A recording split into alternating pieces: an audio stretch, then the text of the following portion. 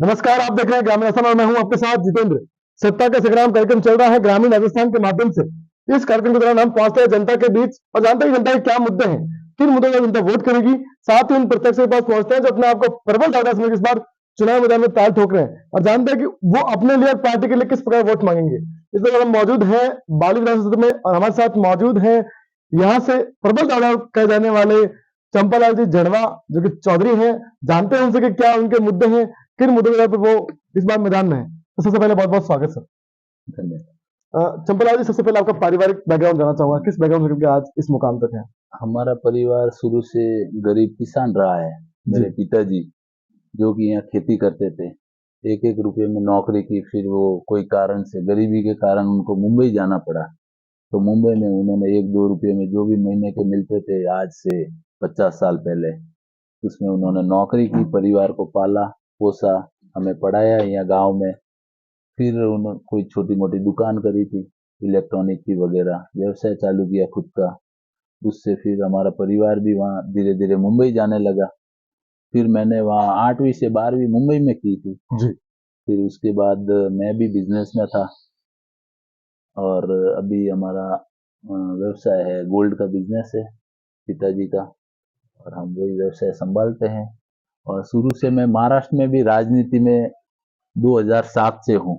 एकनाथ जी शिंदे साहब के साथ में मैंने काम किया। हमारे स्थानीय नगर सेवक है माणिक बाबू पाटिल जी, उनके साथ में मैंने काम किया शिवसेना में। शुरू से लगाव है मेरा धर्म के प्रति वगैरह और हिंदुत्व के प्रति, शुरू से मेरा मुद्दा रहा है। और बाला साहेब ठाकरे के साथ हमने जो उनकी पार्टी में काम किया है, तो हमारे खून में भी वो भगवा है। जी। जड़वा साहब, जानना चाहूंगा कि मुंबई की राजनीति छोड़कर के राजस्थान की राजनीति और बाली की राजनीति में कैसा रहा। ये तो अभी भगवान का आशीर्वाद है। पता नहीं था मुझे कि मैं बाली की राजनीति करने आऊंगा। मैं मुंबई में था, मुंबई में राजनीति करता था, लेकिन किसी भगवान ने मुझे यहाँ पता नहीं किस रूप में बुलाया है, मुझे पता नहीं। मैं यहाँ आया तो बहुत सारे मुद्दे थे, सामाजिक मुद्दे थे, छत्तीसी कौम के मुद्दे थे, जमीनों के विवाद थे, स्थानीय नेता यहाँ सही तरीके से काम नहीं करते थे। तो लोग मेरे जो सामाजिक कार्य को देख के मेरे पास आते थे जी। कि मैं जनता से जुड़ा हुआ था। छत्तीसी कौम के लोग मुझे जानते थे कि 7 साल मैंने मुंबई में जनवा समाज का कार्य किया है, जन सेवा की थी। तो उससे जानते थे कि नहीं भाई, ये आदमी हमारा काम कर सकता है। तो वो कुछ ना कुछ काम लेके मेरे पास आते थे। तब मुझे पता चलता था कि गरीब जनता कितनी त्रस्त है और उनके काम नहीं हो रहे कहीं ना कहीं। तब जाके मुझे इस फील्ड में आना पड़ा। और स्थानीय विधायक जी जो है 25 सालों से जो बाली पे राज कर रहे हैं, आपस में समाज को लड़ाना, सबसे मुख्य कारण उसका है आपस में लड़ाना, आपस में लड़ा के यहाँ राज करना 25 सालों से। और आप विकास देख रहे हैं बाली में, अगर आप बाली में घूम लोगे तो मुझे नहीं लगता कि यहाँ कोई विकास हुआ है। 25 सालों में बाली की क्या दशा होनी चाहिए थी, आज वो दुर्दशा हो गई है। जी। यहाँ के रोड आप देख लो, यहाँ इस हॉस्पिटल जो है वो अच्छे नहीं है।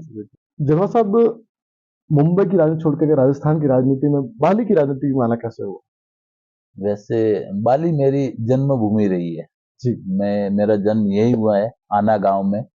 तो वहाँ तो ठीक है कि आर्थिक स्थिति से मजबूरी थी मुंबई जाना व्यवसाय के लिए। 2 पैसा पेट के लिए इंसान जाता है, तो हम भी बाहर गए थे, पिताजी गए थे, उनके पीछे हम भी गए थे। लेकिन शुरू से यहाँ जुड़ाव रहा है मेरा। और मुझे कहीं ना कहीं लगा कि यहाँ जनता को किसी न किसी अच्छे नेता की जरूरत है। ये मैं खुद को अच्छा तो नहीं बता सकता, लेकिन वहाँ जरूरत है। मैंने लोगों के काम किए, कहीं दिक्कतें आई है, इसलिए मुझे कहीं ना कहीं भगवान ने मुझे यहाँ भेजा है कि जनता की सेवा करने के लिए। और मेरे मन में लग गया है कि अब जनता की सेवा करनी है और बाली की सेवा करनी है एक बार। जी।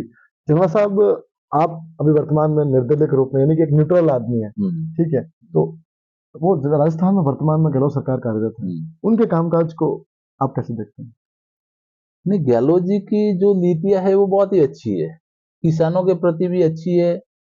हर चीज से कि किसानों के लाइट के बिल है, जो अपने हॉस्पिटल के है, बहुत सारी योजनाएं उनकी अच्छी है, ऐसी बात नहीं है। लेकिन जो स्थानीय नेता है उनको सही तरीके से लोगों तक नहीं पहुंचाते हैं या उनका फायदा नहीं मिल पाता है। तो वही कारण है कि ऊपर के नेता जैसे मोदी जी है, देश के लिए अच्छा काम कर रहे हैं, लेकिन जो स्थानीय नेता होते हैं वो खाली मोदी जी के नाम पे जीत के आते हैं, लेकिन यहाँ के लोगों की सेवा नहीं कर पाते और यहाँ उनको पूरी सुविधा नहीं दे पाते। जी, आप मानते हैं कि नेतृत्व तो अच्छा है, लेकिन यहाँ का जो स्थानीय नेता है वहां पर कहीं न कहीं एक कॉम्बिनेशन में कमी आ रही है। हाँ, यहाँ मैं बाली की बात करूँ आपको, तो जो बीजेपी से 25 सालों से स्थानीय विधायक जी जो जीत के आ रहे हैं, वो खाली बीजेपी और भगवा और मोदी जी के काम पर जीत के आ रहे हैं। बाकी मुझे नहीं लगता है कि बाली की जनता के लिए विधायक जी ने कुछ किसी तरह का कोई काम किया है। जी, मुझे यहाँ सही ढंग से कोई हॉस्पिटल नहीं लग रहे, कोई सुविधा नहीं लग रही। आज हर रोड देख लो बाली विधानसभा के आप, शायद से 90% सब टूटे हुए हैं और कोई प्रकार की सुविधा नहीं है यहाँ पे।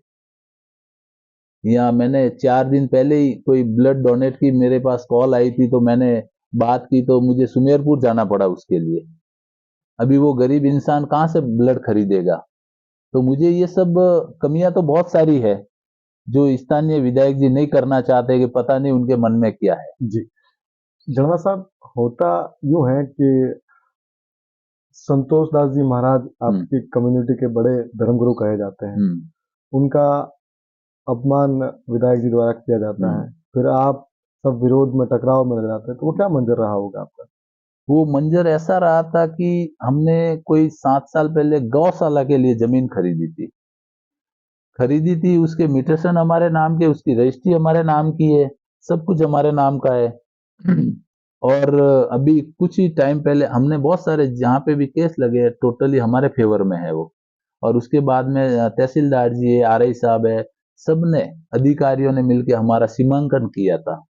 सीमांकन करने के बाद में हमें ऑथोरिटी दी कि भाई यहाँ आपकी तारबंदी कर सकते हैं। हमने वो तारबंदी करनी चाहिए, तो वह सामने वाली पार्टी ने जो विधायक जी से मिले हुए है, विधायक जी का हाथ है उनके ऊपर, उन्होंने वो तारबंदी रुकवाने की कोशिश की। और फिर भी हमने अगर की पुलिस प्रशासन लगा के, तो उसको दूसरे दिन तोड़ दी गई। वो तोड़ने का मुख्य कारण मुझे यही नजर आता है कि कहीं ना कहीं विधायक जी की उस जमीन पे नजर है।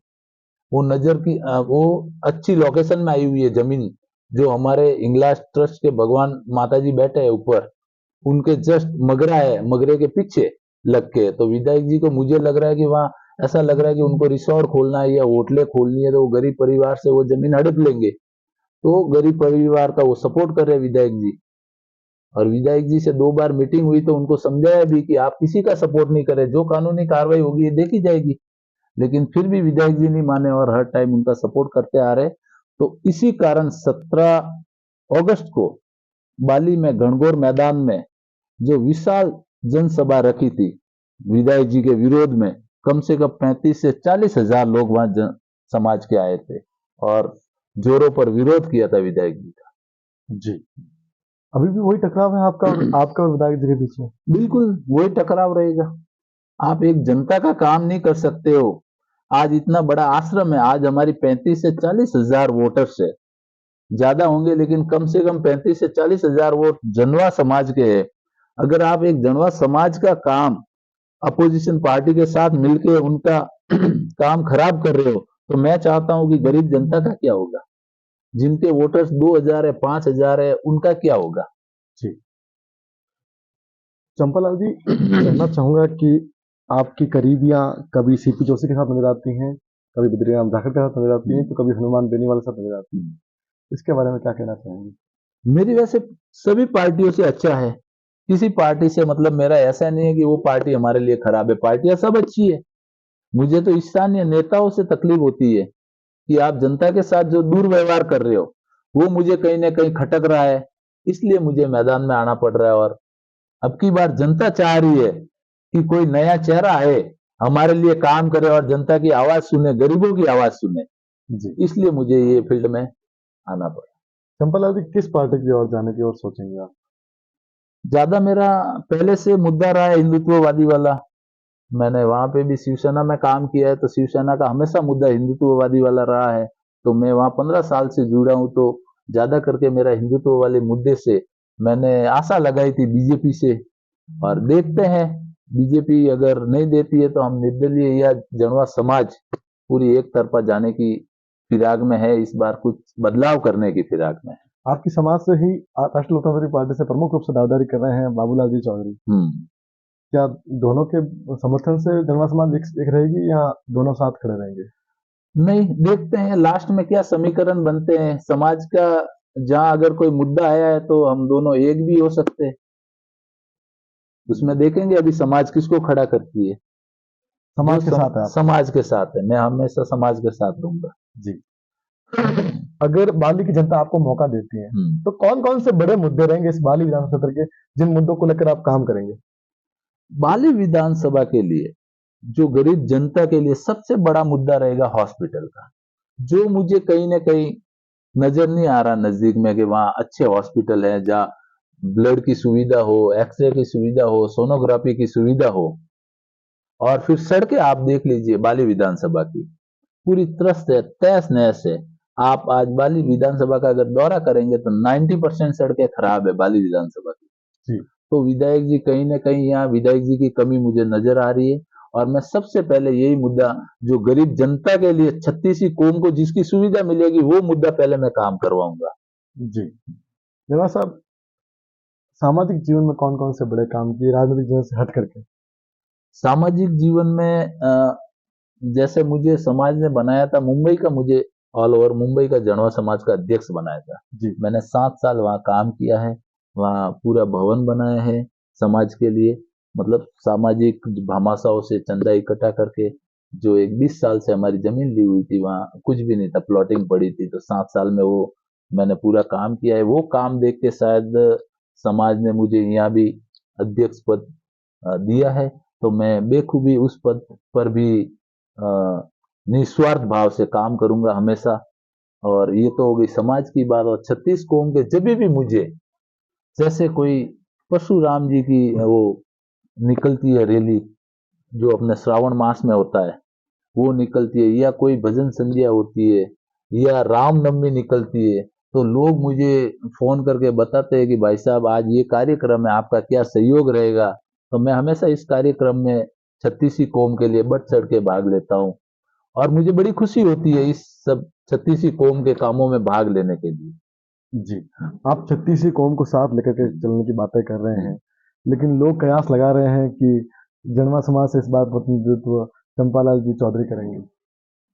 नहीं, तो मैं अगर प्रतिनिधित्व करता भी हूं तो मैं 36 कौम को साथ में लेके चलूंगा, जनवा समाज ही नहीं। जनवा समाज मेरा आधार है, मैं जिस समाज से आया हूं वो सब कुछ है मेरे लिए, लेकिन मैं 36 कौम के साथ में काम करूंगा हमेशा। जी, अंत में आप ग्रामीण राजस्थान के माध्यम से बाली की जनता से क्या कहना चाहेंगे? मैं आपके चैनल के माध्यम से ग्रामीण राजस्थान के माध्यम थी मैं वो कहना चाहूँ बाली री जनता थी कि अण बार मने एक बार एक मौको दो, आप जनता री सेवा करारो। मैं आप री सेवा में कटी कमी नहीं राखूला, मैं आधी रात रा आप रो काम करूला, जो कि स्थानीय विधायक नहीं करे रिया है। मने बहुत बड़ो दुख वे रियो है, अण वास्ते आप एक बार बाली में जरूर कुछ न कुछ बदलाव लावो, आप री वोटों री शक्ति बताओ। और स्थानीय जो नेता बैठा है पयोरा दम माते वोट खरीदीने जो 25 साल राज करे रिया है, वणों ने आपने एक बार बतावनो है कि मैं अतरा भूखा नहीं हो जो पयो में वक सको, मोरो एक एक वोट कीमती है और मैं चाहो जनी छत्ता ला सको, एक गरीब जनता री छत्ता ला सको। तो आपने एक गरीब जनता री छत्ता लावनी है और गरीब जन सेवक चुननो है जो आप रे आधी रात रा मदद कर सके, आप रे कौम आई सके। ये थे हमारे साथ चंपालाल जी चौधरी जनवा, जिन्होंने वादे तो काफी बड़े किए हैं। देखना है कि आपका इनका स्टैंड किस तरफ रहता है, क्या निर्दलीय की ओर रहेंगे, क्या पार्टी की ओर रहेंगे, ये तो आने वाला वक्त बताएगा। अभी के लिए बस इतना ही। देखते रहिए ग्रामीण राजस्थान, सत्ता का संग्राम। कर्नल जितेंद्र सैन, पवन वैष्णव के साथ।